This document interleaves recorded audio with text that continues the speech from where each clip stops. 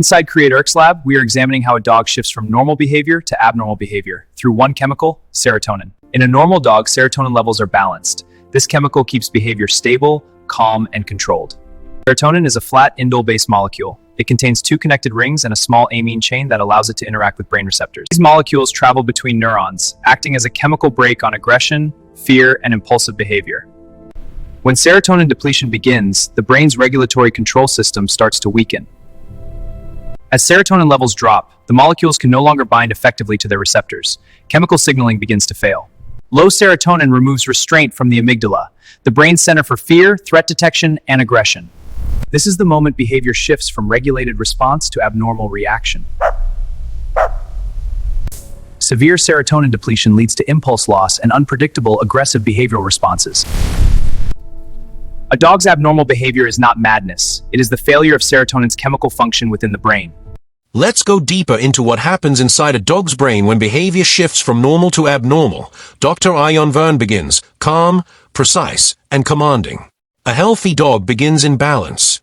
The body is relaxed, eyes soft but attentive. Tail moves gently, not stiff, not anxious. Every movement is measured. The amygdala, the center of fear and aggression, is restrained by serotonin, keeping impulses in check. Every bark, every wag, every playful movement is chemically moderated. Observe the serotonin molecules moving between neurons. These molecules are tiny but powerful regulators. They act as a chemical brake. When they are abundant, behavior is calm, social, predictable.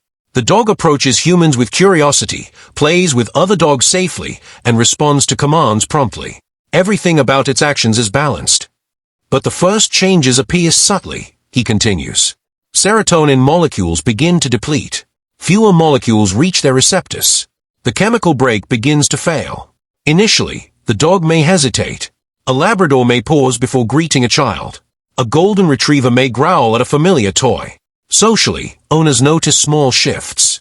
He seems irritable today, or he snapped unexpectedly, they say. These are the first signs of imbalance, directly caused by molecular depletion. As depletion continues, the amygdala overactivates. Fear responses intensify. Aggression thresholds drop. A beagle, normally calm, may growl at a visitor. A border collie may refuse commands and pace anxiously. A Labrador that once played gently may suddenly react aggressively to sudden movement. Each reaction is measurable, predictable, and rooted in serotonin failure. Notice the posture, the muscles, the eyes. Dr. Verne explains. Muscles stiffen. Tail becomes rigid or tucked. Eyes widen. Pupils may dilate. Even a simple hand extended for petting may trigger avoidance or snapping. Playful interaction becomes risky. Socially, the dog isolates itself, avoids humans, or reacts unpredictably around other dogs. Owners are understandably confused and concerned. They ask, why is this happening? He was always so gentle. The answer is clear. The brain's chemical system is failing. Punishment is ineffective, even harmful. What is needed is understanding, observation, and intervention. Now, let us examine the interventions.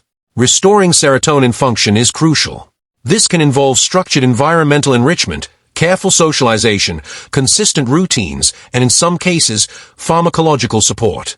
Behavioral therapy alone is not sufficient unless chemical balance is restored. Over time, with proper care, normal behavior can return. The dog can regain trust, confidence, and social engagement.